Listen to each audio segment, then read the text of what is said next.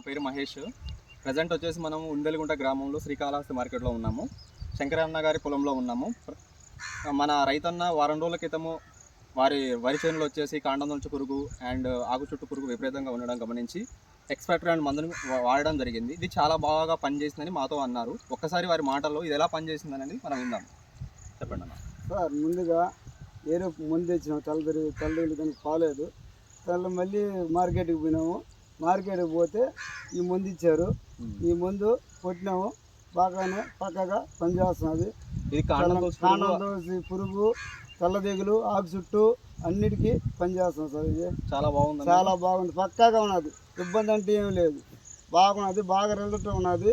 నేనైతే వాడుకుంటే ఏ రైతు అయినా బాగుంటాడు.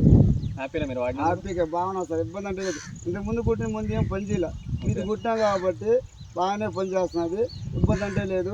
తెల్ల తెగులైనా, ఆకు చుట్టూ పురుగైనా, ఏ పురుగైనా, కాండం పురుగైనా మొత్తం బాగానే పనిచేస్తుంది. మీరు 10 మంది చెప్తారా? నేను చెప్తాను సార్, 10 మందికైనా చెప్తాం. ఇబ్బంది ఎందుకంటే మేము రైతులే కదా, బాగున్నాం కాబట్టి 10 మందికి చెప్పి 10 మంది ముందు కొడితే పర్వాలేదు, బాగానే ఉంది.